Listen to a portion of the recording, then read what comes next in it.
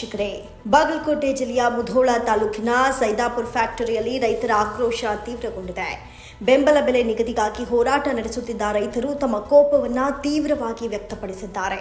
ರೊಚ್ಚಿಗೆದ್ದ ರೈತರು 30ಕ್ಕೂ ಹೆಚ್ಚು ಟ್ರ್ಯಾಕ್ಟರ್ಗಳಿಗೆ ಬೆಂಕಿ ಹಚ್ಚಿದ ಘಟನೆ ಸ್ಥಳೀಯರಲ್ಲಿ ಆತಂಕವನ್ನು ಮೂಡಿಸಿದೆ.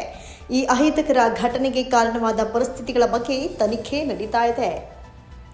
ಸ್ಥಳೀಯ ಆಡಳಿತ, ಪೊಲೀಸರು ಹಾಗೂ ಅಗ್ನಿಶಾಮಕ ದಳ ತುರ್ತು ಕ್ರಮ ಕೈಗೊಂಡಿದ್ದು ಪರಿಸ್ಥಿತಿಯನ್ನ ನಿಯಂತ್ರಣಕ್ಕೆ ತರಲು ಪ್ರಯತ್ನಿಸುತ್ತಿದ್ದಾರೆ. ಈ ಘಟನೆ ರೈತರ ಬೇಡಿಕೆಗಳ ತೀವ್ರತೆಯನ್ನ ಮತ್ತೊಮ್ಮೆ ಬೆಳಕಿಗೆ ತಂದಿದೆ.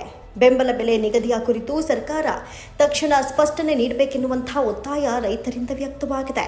ವರದಿ ವಿಠ್ಠಲ ಮಾರುತಿ, ಭೋವಿ, ಗೋಕಾಕ್ ತಾಲೂಕ್.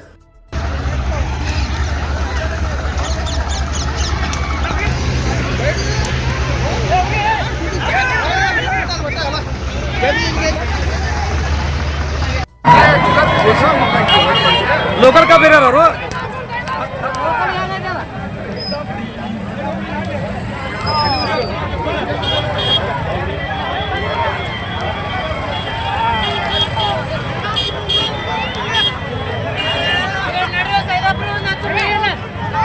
ಗಾಡು ಎಲ್ಲಾರು ಬದುಕಿದ್ದು ಸತ್ತೋರು,